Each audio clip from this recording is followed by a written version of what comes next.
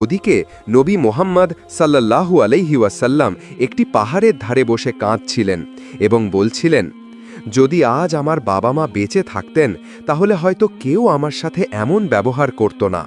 আমি খুব একা, খুব নিঃসঙ্গ। তার এই নিঃসঙ্গতা দেখে বনের সিংহ, ভাল্লুক, হরিণ সবাই সেখানে চলে এলো এবং যেন তার ব্যথা অনুভব করে সবাই কাঁদতে লাগল। সিংহের চোখও ভিজে গেল। তারা বলতে লাগল, ইয়া রাসূল আল্লাহ, এই চর যেন আমাদের লেগেছে, আপনি আর কাঁদবেন না, এই অশ্রু আমরা সহ্য করতে পারছি না। অতঃপর কিছুক্ষণের মধ্যেই চাচা আবু তালেব সেখানে পৌঁছে গেলেন। তিনি যখন এই দৃশ্য দেখলেন তখন কিছু বলতে পারলেন না, শুধু স্তব্ধ হয়ে গেলেন। দৃশ্যটি এত অদ্ভুত এবং হৃদয়স্পর্শী ছিল।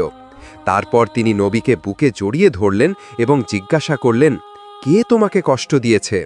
যতদিন আমি বেঁচে আছি কেউ তোমাকে ছুঁতেও পারবে না। এরপর চাচা আবু তালেব নবীকে নিয়ে বাড়িতে ফিরে এলেন। কিন্তু সেই রাতেই আবু তালেব নিজে আবু জাহেলের বাড়িতে পৌঁছে গেলেন। তিনি রাগের সাথে নয় বরং সত্যের সাথে বললেন, তুমি তাকে জাদুকর বলছ, অথচ সে তো তোমার কাছে কিছু চায়নি, তোমার খেজুরও নেয়নি, তোমার বিরুদ্ধে কিছু বলেছেও না। তার চোখ থেকে যে অশ্রু ঝরেছে তা একদিন পাহাড়কেও গলিয়ে দেবে। এই কথা বলে আবু তালেব সেখান থেকে চলে গেলেন।